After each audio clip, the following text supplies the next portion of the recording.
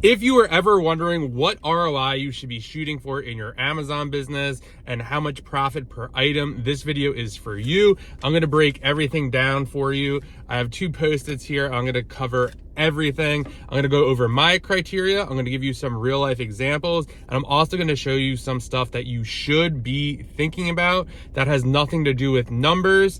So we're gonna start there. So first things first, ROI and profit are 2 different things. So a lot of people will tell you, oh, you could do 20% with $3 or 30% with $5 or whatever. I think there's a lot bigger things you need to think about besides that. So I have 5 things down here, and then I'm gonna go over my exact criteria, why I have my criteria set how I have it, and some real life examples for my business. So number 1 factor is when you are looking at ROI, there's so much more that goes into it than just the numbers. So 1 is how easy is this product to get? Now that could be the site. So does the site not cancel orders? Do I need to get this when it's on sale? Can I buy this all the time? Because this really factors in. There are some items that are super profitable, but after maybe placing 3-4 orders from the site's website, they're gonna cancel it. You have to start creating new email addresses and jigging it, and you gotta sign up for a subscription and then cancel it after they deliver. All this weird stuff. I don't really do any of that. I know people who have a lot of success doing that. I actually just talked to someone the other day that got banned from a big website from doing their subscribe and save, and now they cancel all their orders.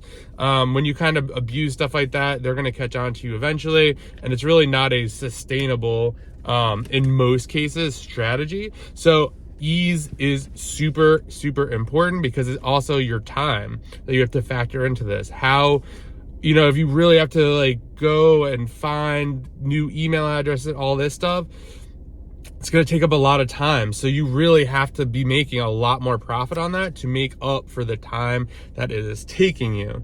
And this kind of just all spurred. We did a call in the school community with one of my friends, Jonathan. Duke does Amazon, and kind of how he shoots for 40% ROI. And everyone was kind of asking a lot of questions. And then we talked about so much more. And these are some of them. But if you want the full call replay, click below, sign up, and you could watch it. Number 2 is returns. How often is this item going to get returned? If you are looking at a pair of shoes, you need like 50, 60, 70% ROI. If you're looking at a grocery product, maybe a vitamin or something like that, that really is not supposed to be returned, there's a less likely chance of that item getting returned, so you don't have to worry about it. I know there are some, when I used to sell shoes and apparel in the past, this shirt could get returned, I don't know, 2-3 times before it gets sold. So that I need a much higher ROI on something like that. And it's just a hassle to fight with Seller Central if the customer doesn't return it, or it's dirty or broken or whatever. So you have to factor that in. Number 3 is sell through. How fast is this going to sell? How long is your money going to be tied up? If you are sending it in and it sells right away, that is great. Maybe you are willing to take a little less ROI percentage or profit dollar amount because you know it's going to turn over quickly, and it's more of a volume play rather than an ROI play. I've definitely done this before. I'm more of a fan of just going wide and deep and really shooting for more ROI and more profit rather than, you know, can I make $2 on this? I used to do it all the time. But for me now, I'm really bumping that up, and I'll go over the criteria that I use. So how fast can you sell it? This is one of my favorite ones, is how much could you make on this ASIN in a given month or a given week or whatever. So basically what that means is, how much money could I potentially make? So if I get these water bottles right here and I'm making $5 per bottle, that sounds great. But if I could only sell 5 of them in a month, that's only $25. That's really not going to help me. Now, if you could sell 20 of them, that's $100. That's a little more better for me. Like, I can make $100 on this ASIN. Yeah, like, I would probably do that, especially if it's not getting returned. It's easy to source.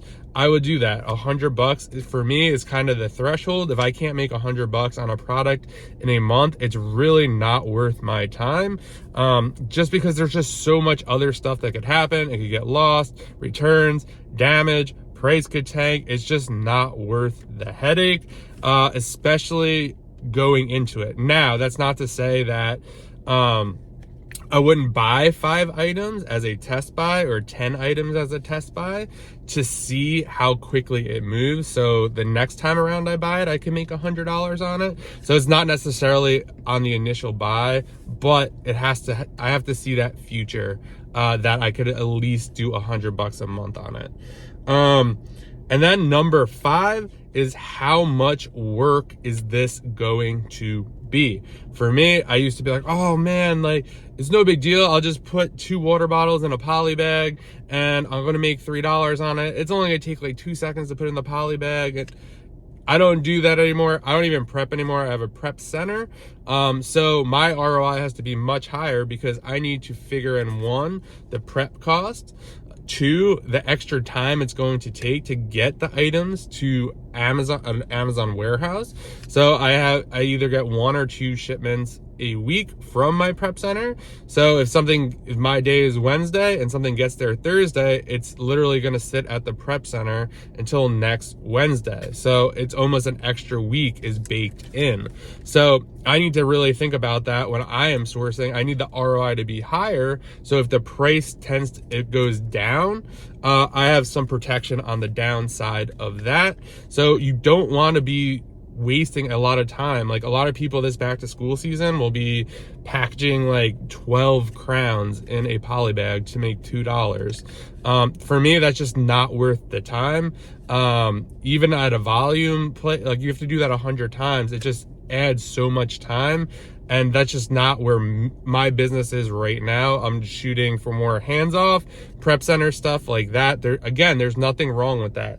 And I think just a big caveat before I get into my personal ROI criteria and some examples, would be you have to do what works best for your business. If packing up crowns in a poly bag, 12 of them, and shipping them merchant fulfilled, and making $2 a thing, and you could do 100 of them and you make $200, and that works for you and you like doing that, that's awesome. Like, do that. I think that is awesome. If it makes sense for you to make $1 on an item that it's easy for you to prep, easy for you to get out, then do that. You just have to do what makes the most sense for your business and where it is right now. So my current ROI, I am looking for 30 to 40% ROI. Again, it's a lot of it is dependent on the 5 things I just talked about.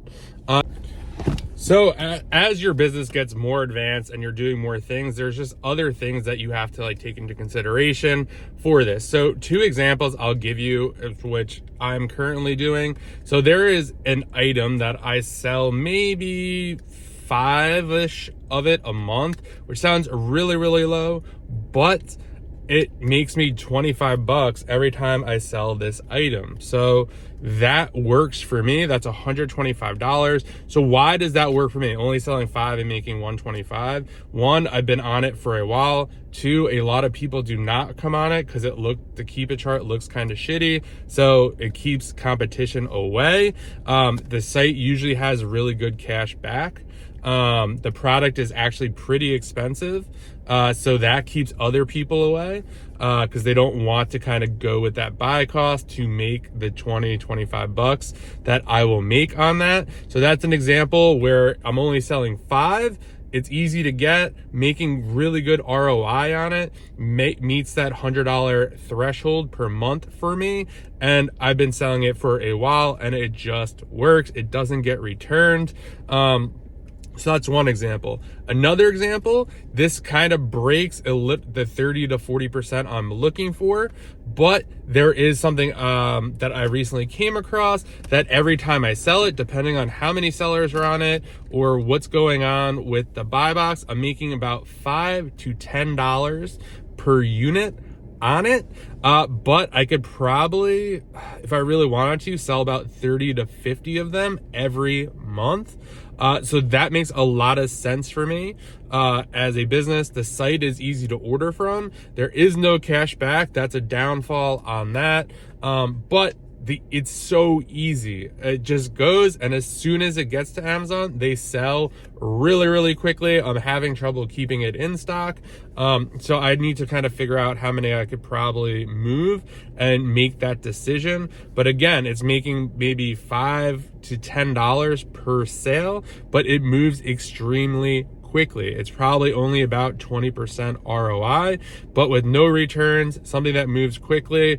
Even I can move 50 of them, that's $250 a month consistently, and you add 10 of those products to your catalog, that's $2,500 a month. So there's just other things you need to factor in when you are considering ROI. It's just not cut or dry. Again, you want to be thinking bigger picture, and not settling for just like, oh, I can't find anything, I'm just going to buy this 20% thing. Push yourself for 30, 40% with a $5 profit. This stuff is out there. I'm telling you, it's out there. Is it harder to find? Yes. But once you find that stuff, they make for better ASINs in your catalog, because a lot of other people are just going to settle for the 20% or this kind of low, fast moving profit stuff. And again, it's based on what is best for your business and your situation. Don't worry about what I'm doing. Don't worry about what anyone else is doing.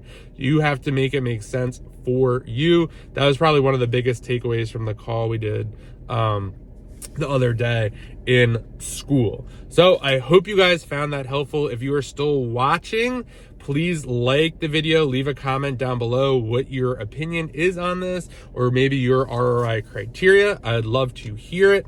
And if you're looking to take your Amazon business to the next level, join the school community. It's only $15. It's just a great community. There's over 70 people in there now. We do bi-weekly calls. I drop exclusive videos in there. You could ask me any question in there and I answer them. So if you're looking to take your business to the next level, I hope to see you in the school community, and I'll see you in the next video.